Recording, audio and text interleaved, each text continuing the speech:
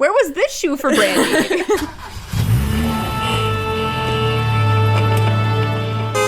Hi, everyone, and welcome back to Off to Broadway, the podcast where we deep dive into anything and everything musical theater from the comfort of my car. I'm Tara. I'm Stefania. And in today's episode, we're talking all about Rodgers and Hammerstein's Cinderella. So this was kind of like, I guess, not a planned episode, but then obviously with the release of, let's call it, the Brandy Cinderella on Disney Plus in February, we had to talk about this movie because you and I have never seen it. No, we haven't seen it. It's something that I've heard so much about, it being really influential on people watching it when they were young and making them love theater and making them be excited for theater, but it was just something I'd never seen. It came out in 1997, and we were quite young in 1997, so I don't know when we would have watched it, but to get to watch it now and to have it so easily accessible is really exciting. Yeah, it's also a movie that I feel like everyone that we both follow on TikTok, or not TikTok, on Twitter is obsessed with. Yes. So when we heard that this was coming out and then obviously saw all of the following tweets, we were like, we need to do this as well. Someone who I always am following, she's a former writer for BuzzFeed, but now she writes on TV. Her name is Alana Bennett, and everything she loves, content-wise, I always end up loving. And so when she was tweeting about the Brandy Cinderella, I was like, I must see the Brandy Cinderella. Yes. And obviously in honor of Cinderella, we are in our best blues today. Yes, so, the blue eyeshadow is happening today, okay? The tiara is present. Yes. I think really this tiara, it was a gift for my 16th birthday, and it's maybe one of my most worn wardrobe pieces ever. I mean, it's made several appearances on this podcast, so... Always a time to be a princess. And always. Especially now is a great time to be a princess. But in terms of Cinderella as a whole, I do think, obviously the Cinderella that we are most familiar with is the Disney animated 1950s Cinderella. I feel like in terms of a Disney princess, she's the most recognizable out of every other one. She is the iconic. The blue dress is iconic. The blonde bun with the black choker. Yeah. Stunning, gorgeous. It is, when you think of Disney princess, I really think everyone thinks Cinderella. I mean, the Disney castle in Florida is Cinderella's castle. Right. Not everywhere, because I think sometimes they're it's different. Sleeping Beauty's castle. Yeah, but she's definitely the most iconic princess. And then obviously this Cinderella is a Rodgers and Hammerstein. I mean, I think all of these are based off of old books, right? Like all fairy tales are based off of super old books. Is Cinderella a Grimm's fairy tale? I don't know. I think maybe. You're asking the wrong person, but I can you're right, also find that. Hold on. Let's see. Because Broadway World put out an article that was like a breakdown of all of the Cinderellas. So it looks like it says ancient inspiration. The story that we know today as Cinderella originated from an ancient folktale. So it's just, Cinderella has always existed, I guess. The idea of a woman getting to live out her dreams and meet the love of her life, but circumstances conspire to keep her away, and then but eventually she gets her happy ending. The villains get their comeuppance. It's a pretty classic basic story. Yes. And in terms of this Rodgers and Hammerstein Cinderella, let's go through a bit of the history before we talk about this movie. So the first version of this musical was made for TV, starring Julie Andrews in 1957. Obviously, we did not see this when it came out. And I've never seen it. No, I've never seen it either. Available on Amazon Prime is the 1965 version starring Leslie Ann Warren. It's around the same length. It's not very long. And I remember when the Broadway version was premiering, I told my mom about it, and she said, "Oh, I used to watch that on TV with her mom, with my nonna." Mm-hmm. And so they knew all the music. Like even my nonna, who is, born in Italy, over 80 years old, knows In My Own Little Quarter, knows Impossible, knows those songs from it being on TV in the 60s and airing over and over again and being theater that was accessible, 50 plus years ago. It's interesting to me though, because I have seen the Broadway Cinderella. I saw it in 2013 with Santino Fontana and Laura Osnes, and did get this. A signed program. Can we just talk about Santino's signature being like the prettiest signature I've ever seen. It's quite beautiful. Speaking of an Italian man, Santino Montana. So I did see that, and then I did also see it on tour when it came to Mirvish. I don't know what year. It was a few years later. But it had like a decently successful run on Broadway, almost 2 years. It had like a handful of Tony nominations. And multiple replacement casts. Like, yes. Multiple people came in and played Cinderella. Including Canada's own Carly Rae Jepsen. You're right, Canada's own Carly Rae. I'm thinking I think as a direct correlation to this version, Keke Palmer went in and played Cinderella and was the first Black woman to play Cinderella on stage after Brandy was the first Black woman to play Cinderella on television. So when Cinderella, the Brandy version, came out, as Steph said, 1997, it was also a television event, and it was viewed, I want to say, like, by 63 million people. I'm pretty sure I read that on, what did you say it was? The Wonderful World of Disney? That's what it is? Yeah, it was a Wonderful World of Disney. They relaunched Wonderful World of Disney in 1997 with this original made-for-TV musical movie.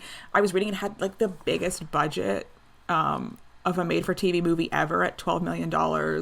Wow. The sets, like, I mean, you can see the budget, I feel. Like, the sets, the costumes, the cast, you see the money that they spent. That cast. Let's talk about the cast. Because obviously we have Brandy as Cinderella, and we also have Whitney Houston as the fairy godmother, which is just legendary. Whitney Houston is a legend. Whitney Houston is my favorite singer ever. I love her so much. I miss her every day. Yeah, like, and she also executive produced this movie, and she was the one that handpicked Brandy for the role. And right, she was supposed to play Cinderella, right? And then kind of by the time it got around to doing it, she had aged out of the part a little bit. And I also do think that it is due to Whitney that we do have this multicultural, diverse version of Cinderella, because she, as I said, she had handpicked Brandy for this role, and when you do that for such a main character, you're setting up the whole movie. Now you can place all of these different people in all of the other surrounding roles and make it what you want. And today, looking at this movie in 2021 and seeing that this had such a diverse cast back in 1997, I think that this movie was like super ahead of its time. This movie is a definition of color blind casting. You know, we talk about color conscious casting, and I think an example of that is like obviously Hamilton, where you you take the races of the actors playing the characters, and it's done on purpose to emphasize a point, make a point, emphasize the themes of the show. This is truly just, we cast people who we loved for these parts. There was a moment where I'm watching this and I'm like, this man is going to try this shoe on white people, isn't he? They're truly colorblind. We're just true. Like, pretending it's not there. It was, and I think that's also, and that's something that I think comes up a lot in talking about Broadway casting in general in today, and obviously with the Black Lives Matter movement so present in 2020, and looking at Broadway as a whole and realizing that things need to change. Something like a Cinderella that is totally a fantastical, magical world.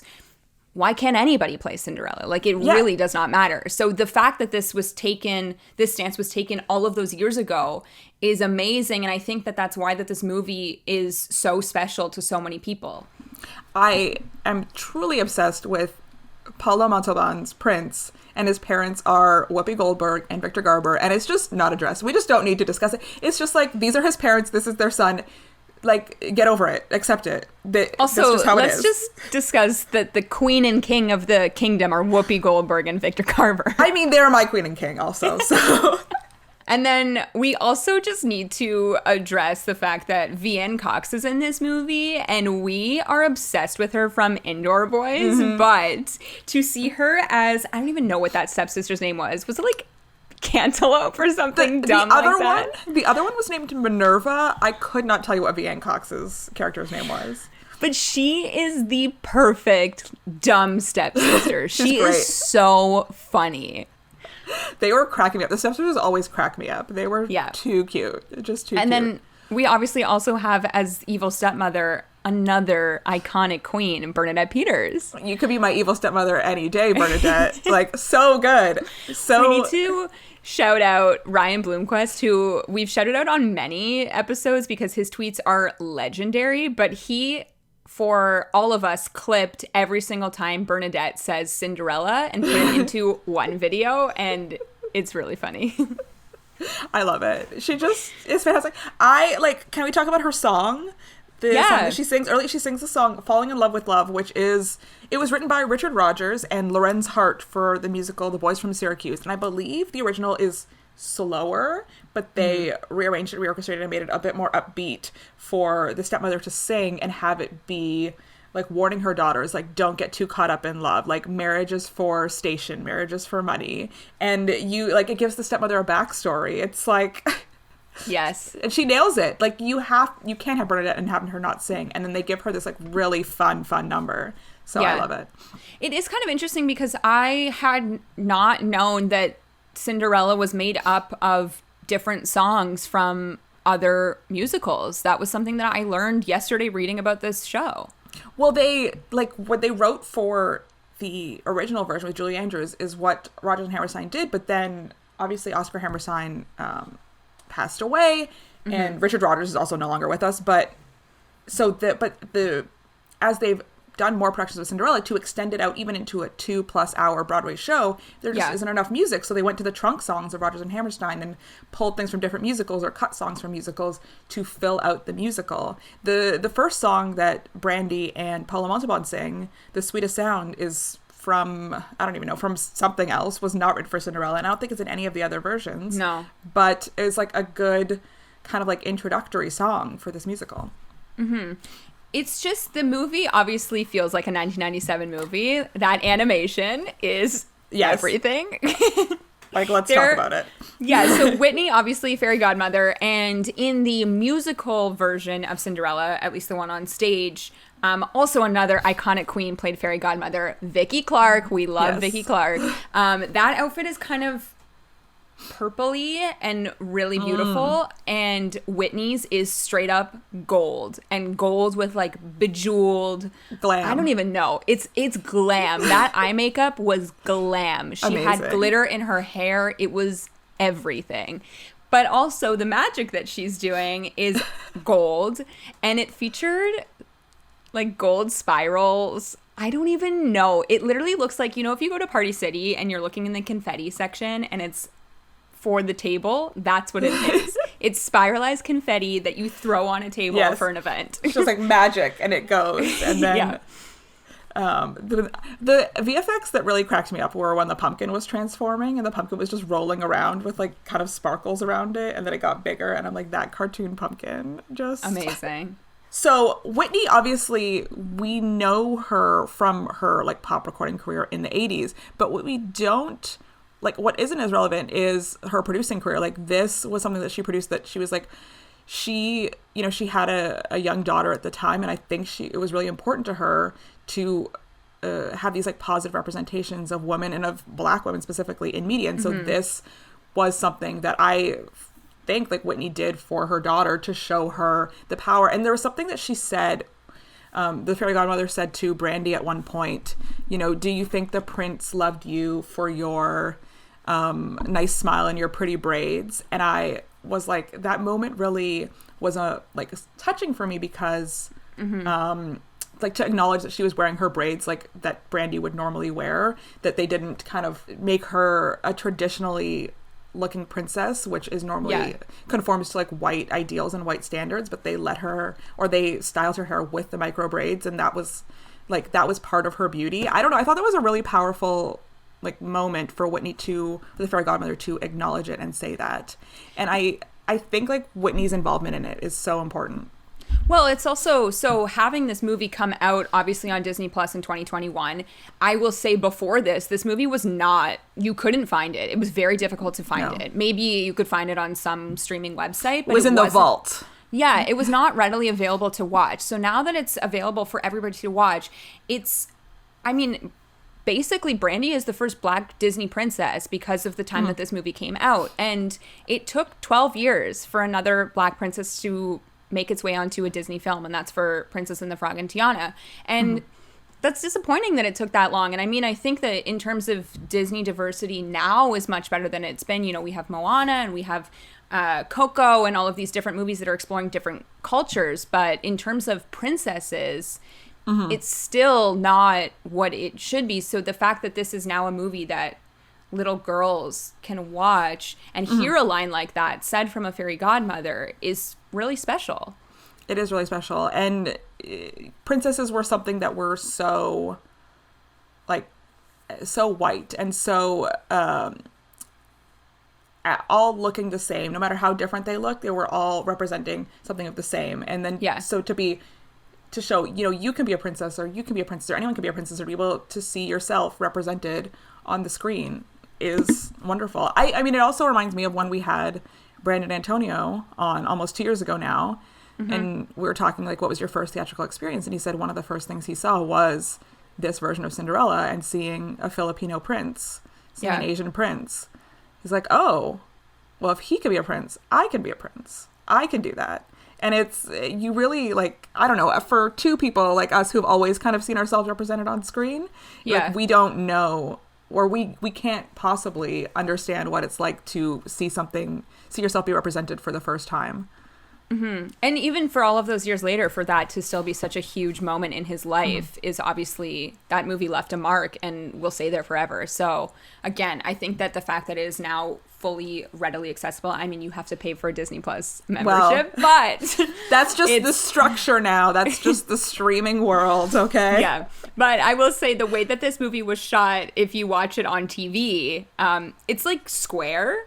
And I don't think Disney Plus has widen the aspect ratio for that. So well, it probably doesn't exist a wider aspect ratio, you know? It's, you know, these things were filmed in the 90s. They didn't plan for them to be viewed 20 plus years later on people's giant flat screens. That's true. You know? Yep. It's like just for TV, the little square. TVs aren't even shaped like that anymore. No, definitely not. But yeah, this movie and the music in it is, I mean, I love the music. When I saw this show on stage, I fell in love with it because it's just classic, and there's big, beautiful costumes, which is also in the movie. The costumes are amazing, and it has like big sets. And I think about the staircase because it's in both. It's in the musical and it's in the movie. It's important. Every version of Cinderella has a giant staircase. Even something like Into the Woods has that staircase. Yes, you know? Exactly. And I just love that it was recreated for stage. And I was saying to you just before we started recording that first song, The Prince is Giving a Ball, it takes place in two different scenes. And the first one is outside with all of the village people and all of the like fruit stands and everything. So much amazing dancing in this in that song. Yeah, and on stage it was exactly the same, like looked identical. So I really enjoyed seeing the difference in that, because it actually was more similar than I thought it would be. But in terms of the storyline, the story is slightly different. On Broadway, there's one character that is not in the film, and it's Jean-Michel, played by Greg Hildreth, who I love. And he and Gabriella, which is the stepsister that Vianne Cox played, fall in love, and they sort of like try to overthrow the kingdom because there are obviously issues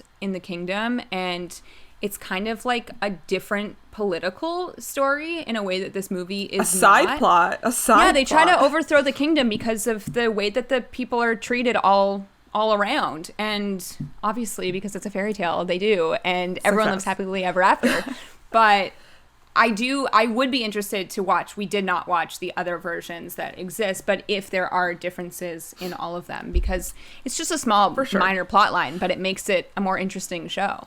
Well, the Broadway version was 2+ hours long, whereas these are both, the television ones, I think, are under an hour and a half, all of them. Yeah. And all have different music and stuff. And I think for each different one, they wrote a new book to kind of modernize for each period. You know, the book from the 50s and 60s definitely changed so much to the 90s. And then, 15+ years later, when it was on Broadway, the world had come even so much farther. And so the book was written to adapt that, because I think you can, with Cinderella, fall into kind of a bit of a dangerous storyline of just like helpless girl having everything done for her. But you want to give Cinderella agency. And I think with each new book and each script revision, they've tried to make Cinderella, and have made her, a more independent person who is capable of doing things on her own, and is just in these horrible circumstances fighting her way out. And the further we come, the more independent Cinderella becomes in these versions. I just think of all of the different iterations of Cinderella that there are, and I will go as far as say A Cinderella Story with Hilary Duff and Chad Michael Murray. That movie is, first of all, legendary. Second of all, it's great. And Hilary Duff does have that independence as this Cinderella character. Yes, for sure. You know, you have the trope of the abusive stepmother and the mean stepsisters and the townspeople or the school bullies who are mean to her.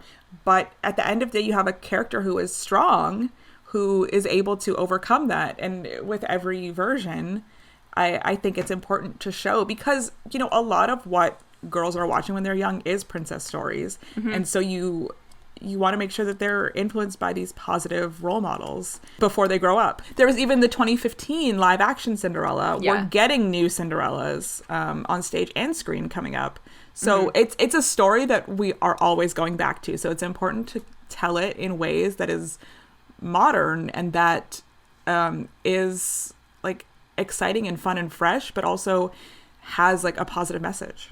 I actually think that the most evolved version of Cinderella, we'll see, might be the new one that will be in the West End that Andrew Lloyd Webber is developing. Carrie Hope Fletcher is playing Cinderella, and the one song that has been released is called Bad Cinderella. And I just think that there might be more to this character than your average cleaning the floors and trying on glass slippers. Well, just seeing the costume, like I've just seen some publicity stills of it, and also in the casting of Carrie Hope Fletcher, you know that she's not gonna be down to play some like muted, like, you know, she just came off of doing Veronica in Heathers, she can't do. That's not her personality, and they wouldn't cast her to do that. So they're looking for someone who is strong and is feisty and is spunky to play the Cinderella. So like, I'm interested. I actually think that the show might have been built around her casting, which is kind of cool. So yeah, I am interested as well. I mean, it is an ALW property, so we're going to expect some grand orchestrations, which... Sure. Let's give a good overture. It's still a fairy tale. It's still a fairy tale, you know? Yeah. I mean, speaking of overtures, this is a great overture. It's so good. I love how big it sounds. And I just remember when I saw it on Broadway, which, did I ever tell you who was sitting in the theater with me? Definitely not. Tell me. Wow. So I was in New York with my brothers, and I went alone to this because they went to a hockey game. Naturally. And all of a sudden, like, because I only had like one seat, this was a TKTS purchase, but it was at the Broadway Theater, and I got to sit pretty close. And all of a sudden, there were like 2 full rows that were like 6 rows back, center orchestra, dead center, but 2 full rows. Wow. Like, this is weird. Why did they just like save this? And it's literally like 5 minutes to curtain. And me thinking, well, why didn't I just get a ticket there? Like, I should have sat in the center instead of the side. Who walks in? Paul McCartney and his granddaughter. She was having a birthday party. That's amazing. At Cinderella. And they booked 2 rows for her and all of her friends. That's and it so was like fun. Him taking all of these girls, which is incredible, but also so random. But that's amazing. I feel like that might be the biggest celeb spotting I've ever had. I don't know if you get bigger than a Beatle, to be honest. No. I don't know if you can ever get bigger than a Beatle. Here's a celeb spotting. Yeah. But yeah, he enjoyed it. He really did like just Cinderella. Jamming out to the Rodgers and Hammerstein. You know, I guess in the 60s he was making music. This was coming out, you know. Maybe he had seen one of the TV productions. You never know. That's so funny. I feel like if I was rich, that would be my birthday party too. Just, you know, bringing like all my friends to a Broadway show. Yes, it would be amazing. And they were young. They were super young, like maybe 10. So what a perfect show to take all of your friends to. I can't remember who, but I remember someone, also a celebrity, saying that they brought their daughter and her friends for their birthday to Mamma Mia. And I'm like, that's it. That's a party. That is a birthday party. Yeah. But there are certain things with this Broadway production that are just so super fun. And the overture, amazing. But I will never forget, and it also lives on because it was at the Tony Awards, the amazing dress transformation that Laura Osnes does, Vicky Clark does. It's so exciting, and I don't quite know how it works. I think it's like a string situation, but it's all happening while she's spinning in a circle. Is it the same costume change in the Broadway show than it was at the Tonys? Yeah. I always thought it was different for some reason. There are 2 costume changes. There's one at the very beginning. No, she does do the whole like spin around, but the hair they did not do for the Tonys. That one is different. But then there's also when she comes back for the banquet and is wearing that gold dress, there's another transformation. Yeah. I mean, it is pretty magical for her to just pull that string and the dress just descends. Which I, now thinking about it and thinking about that Elsa fail from California, I'm like, what if that ever happened? But the mechanics on Broadway are definitely different than a Disneyland at the Tonys, show. She had to pull twice to get it going. That's true. She does struggle a little bit, and it all went fine, but she did have to pull twice. I can't imagine how heavy that is on you. But even Vicky Clark does an amazing dress transformation because she, like in most Disney movies, is kind of like a beggar woman and wearing a big cloak, and then she turns into the big fairy godmother. But when they were turning they had these animals that were basically puppets. It was like a puppet raccoon in a tree and like moving around. And then the actor that was playing the raccoon when he turns into a human for the coachman, like throws the puppet, does like a somersault, and is like ready to go. It was really fun. I think that they really had a good tone to that show to make it great for adults, but also super fun for young kids. Because I mean, it is Cinderella, and I don't know that a person that is just hoping to see an amazing Broadway show would choose Cinderella if they didn't feel that they wanted to see it. Well, yeah, it sometimes. It's like there's not always that much very family friendly on Broadway or in theater. So it's like this is something that you can take could have taken anyone of any age to. Like it suits literally everyone. And so you have to kind of cater to so many different audiences when you're doing that. It has to be smart, but also like visually fun. And I think like what they captured with that Broadway production is so good.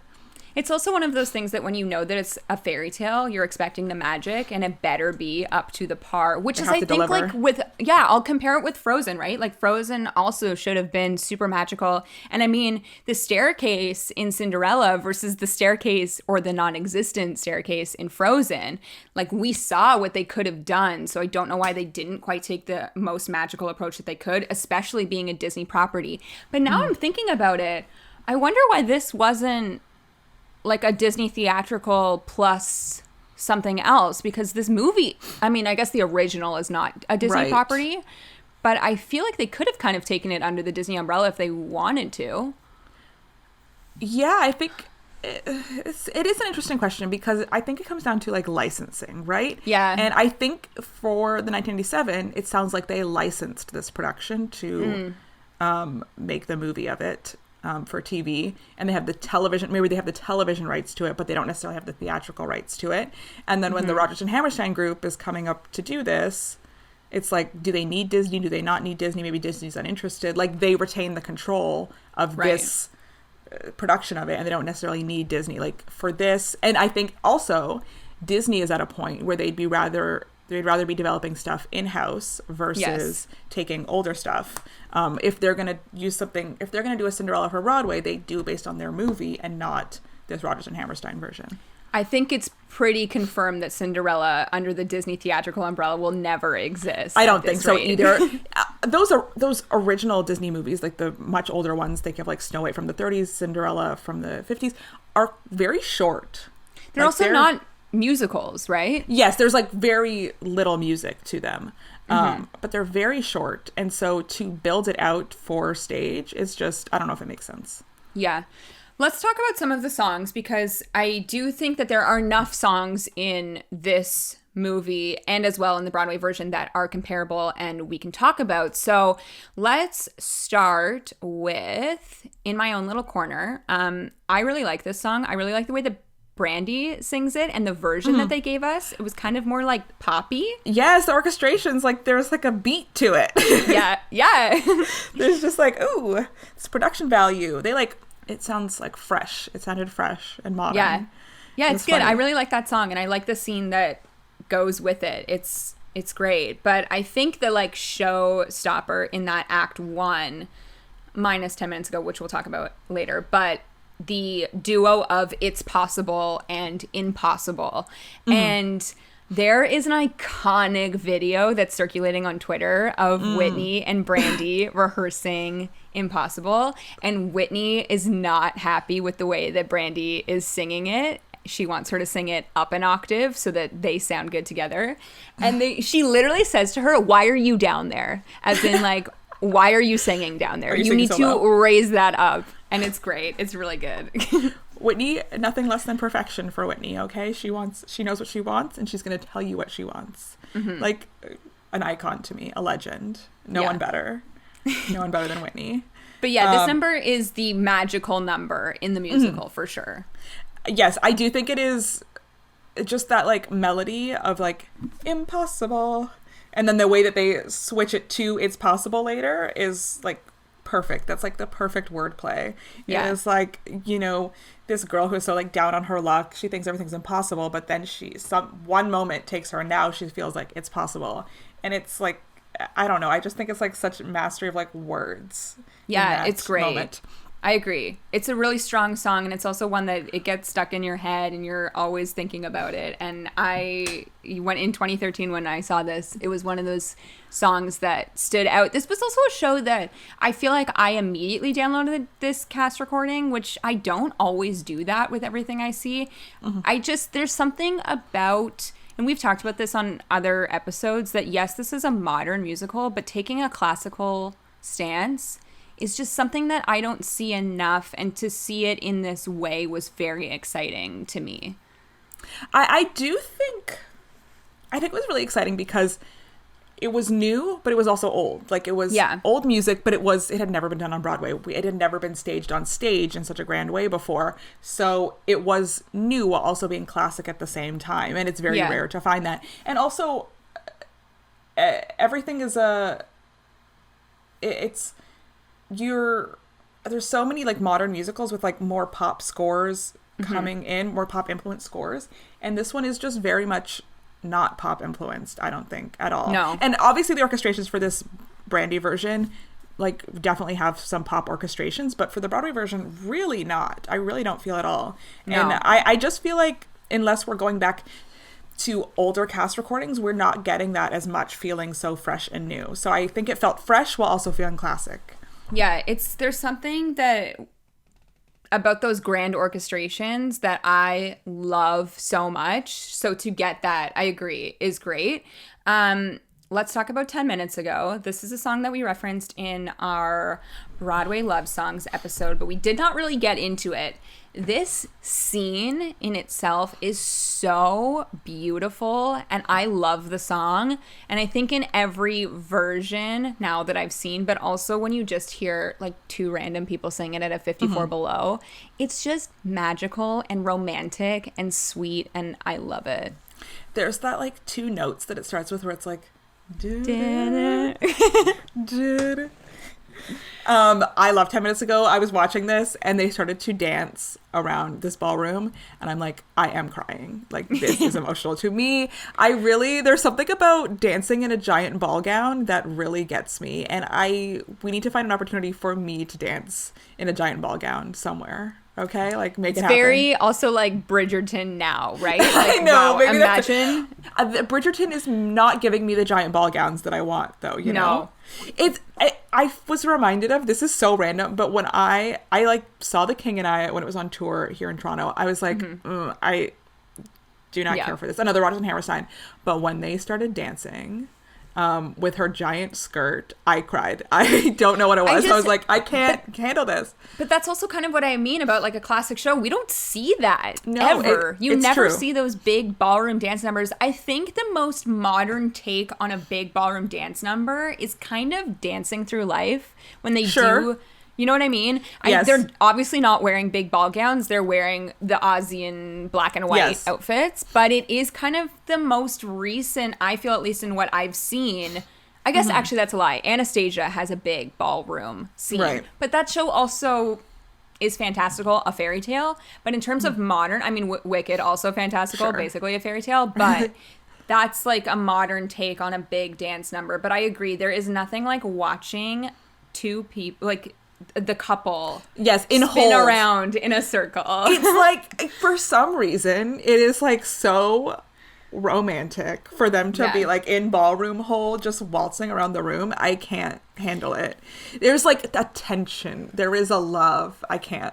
But it's interesting because in the movie, I was saying that everyone is wearing either a shade of blue or purple, which is a choice aesthetically. Yeah, for like a visual moment. Yeah, but on stage, everyone is wearing a different dress. So when you see everybody go into that big ballroom number, it's like a rainbow of colors. It's so stunning. And obviously, like, everyone's wearing jewels and the lights hit it in the right way. And it's beautiful. And it happens twice in Cinderella because there's also another song that we mentioned in our Broadway love songs is Do I Love You Because You're Beautiful, which that is a stunning song.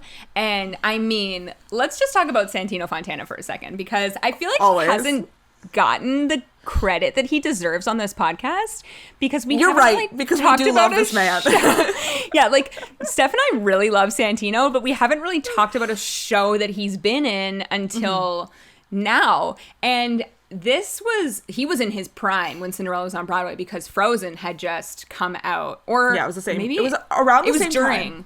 Yeah. Like 2013 was when it opened on Broadway, and 2013 was when Frozen came out. So it's like literally the same year. So I had watched, which was also the first time I think that I had watched the Broadway.com vlogs, the Princess Diary, which I feel like you've seen as well. I've definitely seen them. There were so many episodes of them. What was the fish's name? Herman. Herman the fish. Because it's one of his names. It's like Christopher Rupert. Herman. Yeah, the fish was definitely in it. And I feel like watching those vlogs before seeing the show like really made me fall in love with Santino, because then you see Prince Charming in real life. I think that he is an amazing singer. I really think that he's such an amazing singer, but I also think that he's a great actor, and I think that he was the perfect Topher in this musical. He is a really good actor. I will speak on him in one of my favorite things ever, Submissions Only. Never forget Submissions Only. But his character is like the love interest for Kate Weatherhead's character, and Kate Weatherhead's like not really that interested in him, and you're kind of like, oh sure, whatever. His name is Aaron on that show, and then he like does an acting scene, and the character starts to get a talent crush on him, and you as an audience are like also get a talent crush on him. You're just like, why are you so good? Oh, this is so good.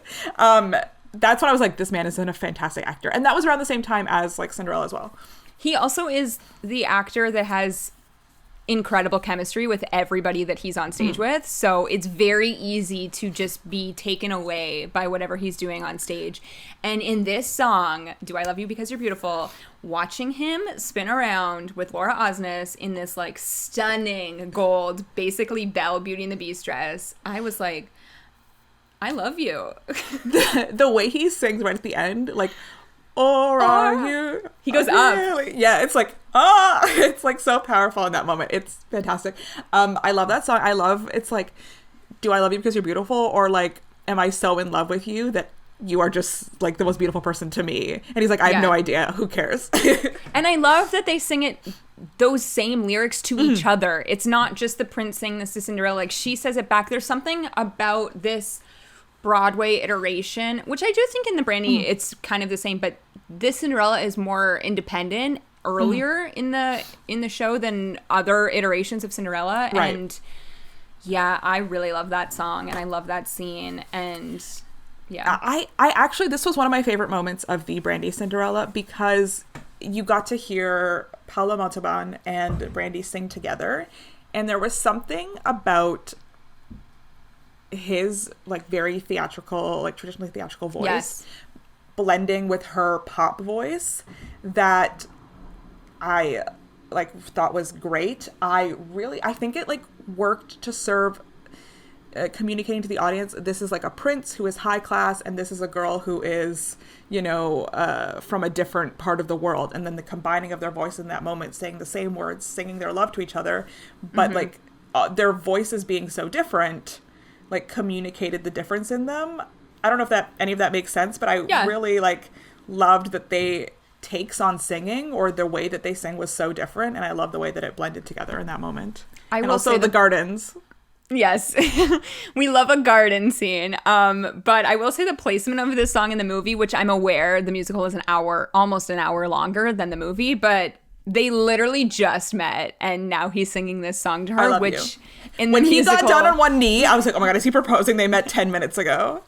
Literally, as they just sung, they met 10 minutes ago. 10 minutes ago. And there he's like on his knees. I'm like, oh my god, what is happening? Yeah, but that song comes pretty late in Act 2, so it almost earns it in Act 2. Right. We also need to talk about like one of the most, we've said iconic a million times in this episode, but truly one of the most iconic actresses that was in Cinderella on Broadway, and that's Anne Harada as a stepsister. You're right. And that song, Stepsister's Lament, it's so funny, and I swear that there's a moment in the musical when she's singing this song that she just like sits on the ground, puts her hands on her dress, and just like crosses her arms and mopes. And I love Anne Harada, and she was such a great stepsister in the musical. And also randomly, the stepmother when I saw it on Broadway was Harriet Harris, who I only know as Felicia Tillman from Desperate Housewives, who is amazing, super scary character. So to see her in this role kind of made sense. Amazing. That's so funny.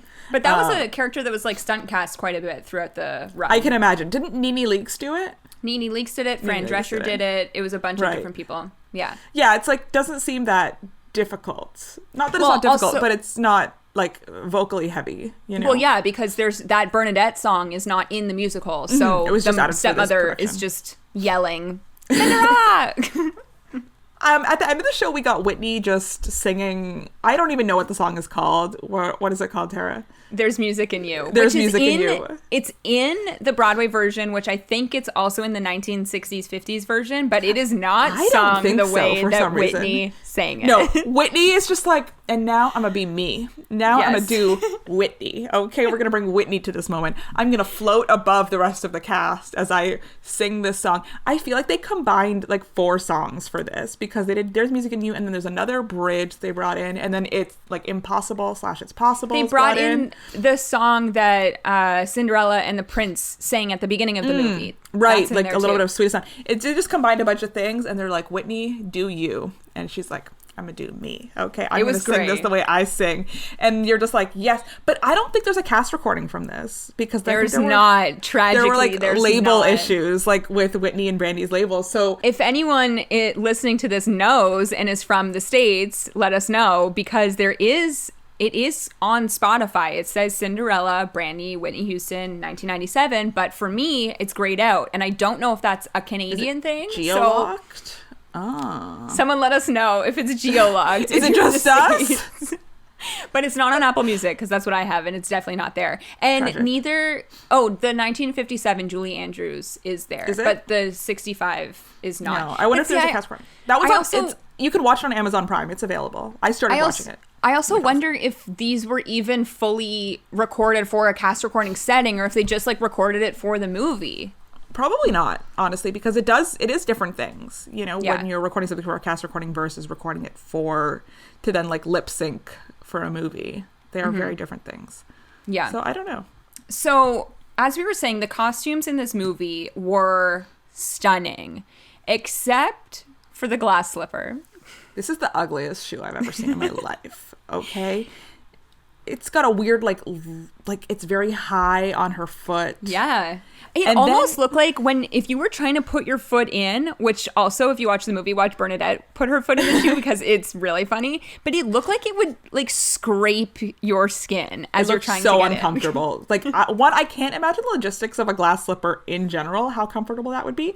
And this is obviously not glass, it's like plastic or whatever, but it's so ugly. And then when they put it on Brandy's barefoot and you just see her whole foot through it. Yeah. I was like, this is horrible. For a movie that used gold spiral animation 5 seconds before that, like, could they not have put some magical glitter in post? Yeah, it's not like glass slipper. Does that mean transparent? I always thought it meant it looked like Frosted. shiny, crystally, you know, and not just like flat glass. Like Actually, hang on. beautiful. What do you have? What do you have? Show me, Tara. Show and tell. So at Disney World, you can buy glass slippers and they have like your birthstone. So I have a glass slipper that Wow, like has beautiful. a little June birthstone here. But even this, like you can see, you can't see straight through it because it's like very shiny. It's not frosted, but you cannot see through it. So where was this shoe for Brandy? Imagine Bernadette shoving her foot into that shoe. Tiny This little shoe. one. It's like Barbie shoe. Yeah, it was just ugly. And then when we had like a long shot of her just foot in the shoe, I was like, where the costumes in this were gorgeous. There's a moment early where Bernadette Peters has this giant like collar. Did you remember this? I was like, what is this? I love it. When they came out and they were walking out of that hat store, Bernadette was wearing this jacket that had this, I think it was maybe that. It was almost like purpley and pink. I mean, Bernadette's outfits, I think, were like every really outfit great. was iconic. Yeah. But the jacket, I was like, I think I need that. Just like there was a giant collar. It was like off to the side. It was askew. I loved it. Which was also something that I loved on stage was in that scene, which I think some of them are wearing in when all of the women are to dance with the prince. They're all wearing feathers in their hair, which is amazing. And it also just helps when you're spinning around. It adds more texture to Like the movement costumes. and float. But yeah, like, I mean, they really leveled up on Broadway with that shoe because that glass slipper is stunning. I actually think it might be Louboutin, which is Do you think amazing. it's Louboutin? You don't think it's like Stuart Weitzman or something like that? Oh, it might be Stuart Weitzman. I feel like it's Stuart Weitzman. I do know that based off of interviews, Laura got to keep the shoes, and I think she was married before Cinderella, but if she wasn't, she should have worn those. That's to her the wedding wedding. shoe. That's the wedding shoe. Something I loved. So there were like a bunch of amazing choreography moments, particularly thinking of the like Jason Alexander number at the beginning. Jason Alexander serving us physical comedy in this. And then also the big ball scene. And it was Rob Marshall who choreographed this. And he's done so many things, but like most notably Chicago, which obviously won the Academy Award as a musical. So the choreography, beautiful. The way they used space, like really beautiful. And he's a big movie director for musicals, and he's really famous for directing Chicago, 9, which is like but you know, Into the Woods, Mary Poppins Returns. So he is great at translating musical numbers to screen, which is a different skill for sure than for stage. I think didn't Craig Zayden work on this? Yeah, it was a Neil Marin, Craig Zayden produced production, which they do a lot of the live musicals for TV now. So, and they do like all the award shows and the Oscars. And by putting these musicals on television, the audience that they get is 10, 100 times more than they could ever get on stage. Even shows running for years and years and years, like could never get the amount of people that this movie got its first night on television. Yeah, and it is like it's a premiere one night only event basically is what it is. So yeah, I mean, I don't think Wonderful World of Disney, I mean, it does still do movies every now and again. The Greatest Showman was one of them at Christmas time. They just air Disney movies, you know, for the most part. Yeah, but yeah, I would love to see like a theatrical event of a movie on TV again, because that obviously doesn't exist. The closest thing we got was The Little Mermaid Live to this. That's true. Yeah. Because that was a Wonderful World of Disney, wasn't it? Which was questionable. That it happened. Go listen to our episode on that. There were some moments that were wonderful, including the dog Bagel. Named Bagel. And also, what's his name? Graham Phillips, Graham obviously.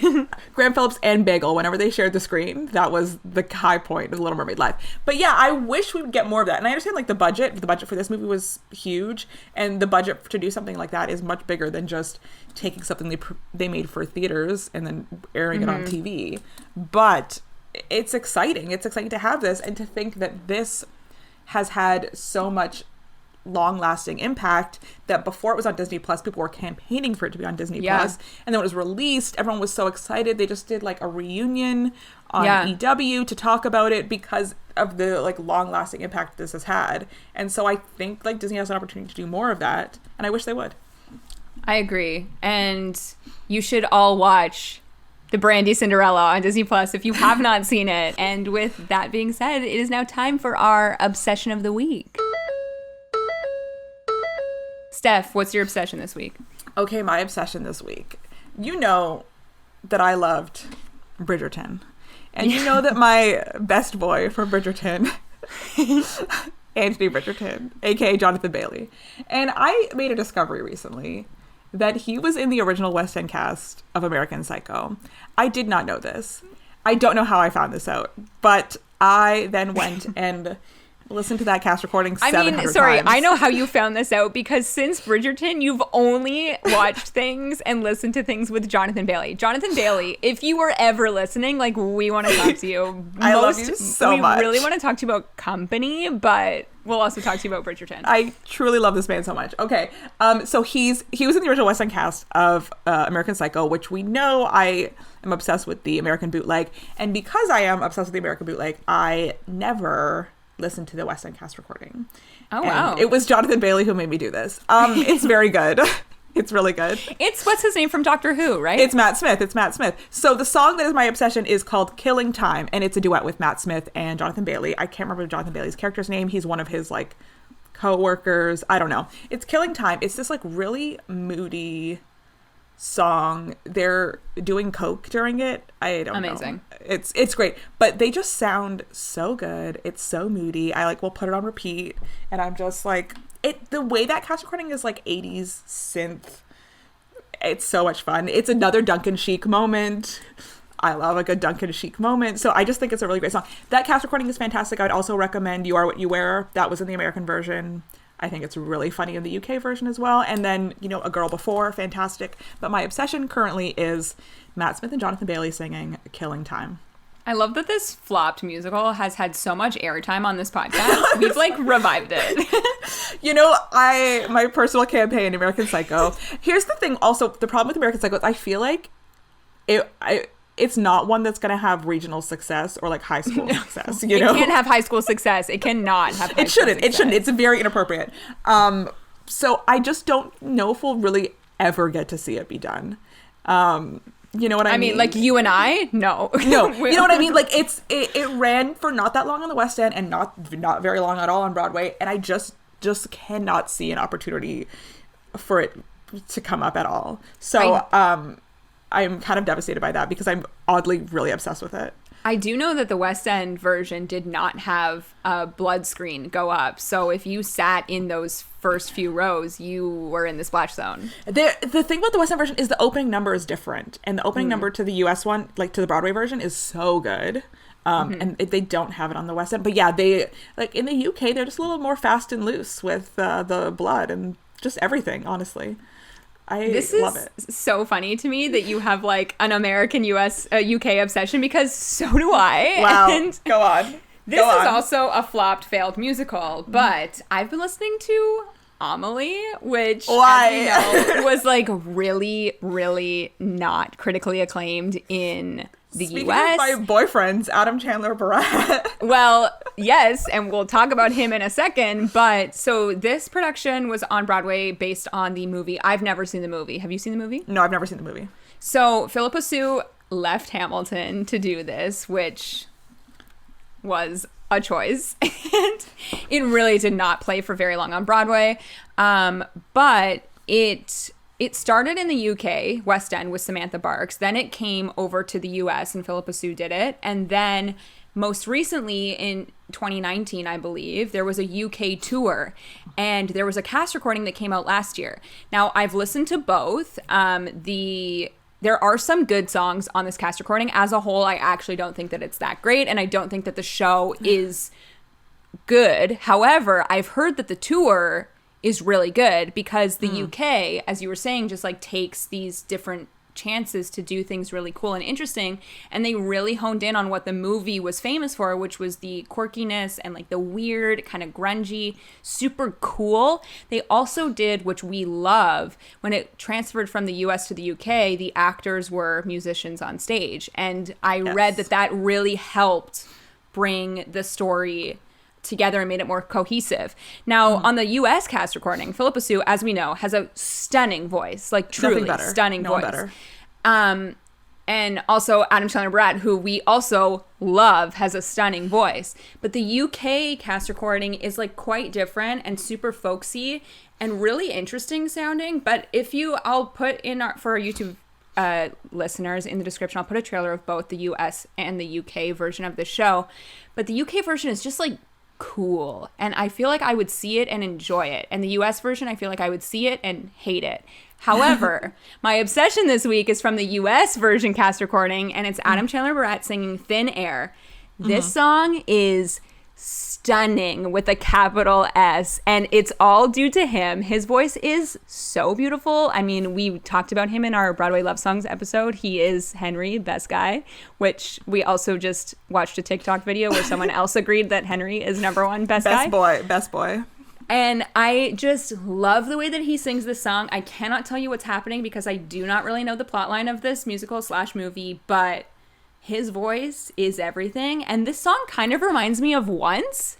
So interesting. I think that you might actually like some songs on the cast recording. I have When the Booth Goes Bright on my... That one's good I've too. Downloaded, which is also an Adam Chandler Bratt moment. I really like the tone of his voice so much. I like his placement. He has really beautiful placement. He is such a good singer, which sounds so dumb to say, but he is just like such a good singer, just an all-around great singer. I also really and there's like character to his voice. Like it's not basic. It's like interesting. Yeah, there's a really interesting tone for sure. I also really like Times Are Hard for Dreamers, which is the theme basically for the US show, which is so interesting because that song appears very early in the US show, and in the UK 2019 version, they sing it like the second last song, and it's really not a part of the show at all. So they did make a lot of changes to the book and the orchestrations for sure, and also having the actors being musicians as well really changed the way that they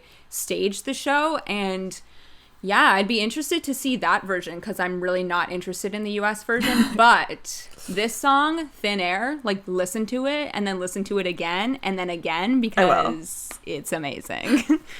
Wow, I'm excited. Yeah. We both have flop musicals. Flops. I mean, Amelie was more of a flop than I think American Psycho was. I feel like it only ran for maybe like 20 performances. American Psycho was a flop. In the West End, it was a limited run, but in the US, like on Broadway, I think it was like 2 months, if that. Yeah. I know that Amelie had like a pretty hefty preview period, and there were obviously issues when they did their out of towns as well, and they were like, well, let's take it and see what happens, and then close basically the next day. There's a really great Ben Brantley review on it that you should read. I definitely should. Maybe I will. Yeah. I've been like trying to get into Amelie. There's just so much out there. But yeah, it's like, it's hard because I've heard that it's not bad, but like it wasn't successful. It didn't work. And so it's like, why would I spend time on it? But if you're telling me it's great. I mean, I don't think as a whole the cast recording is great, but if you do pick and choose some of the good ones, yeah. And I mean, like, there are so many shows that I feel like the ones that we love, there are songs that we don't really care for, but there are moments that we are obsessed with. But yeah, just based on like the visuals that I've seen for the UK version, I do think that the show is completely different and probably, I mean, it was, when it came out, I think people really enjoyed it, and it had really great reviews in the UK, and it was like a reimagined, which sometimes you just need to send your shows overseas to get reimagined. I do think it's really interesting. I think it's a lot cheaper to produce a show over like in the UK than it is on Broadway, so I think they're more likely to take risks. Well, someone was also on saying, Broadway you have to do it perfect or more generic Yes. to Yeah. be more appealing to everyone. Whereas in the UK, it's not as expensive. You can kind of like do limited runs and not have to worry about like making back a huge capitalization. And I think that's a better model than what's going on over here. Yeah, and just like speaking on the genericness of the US, it's totally true. And this is a French movie, and they basically took all of the French aspects out of Broadway. But when you have it in the UK and it's so close to France in general that you're probably getting people coming over from Paris or whatever to see this show, they had French accents, and they really kept some of the like most romantic parts of France in this musical. So I don't know, it's cool. I would really love the chance to see one day when we can travel again, one show on Broadway or a tour here in Canada, and then also see the same See in the West End.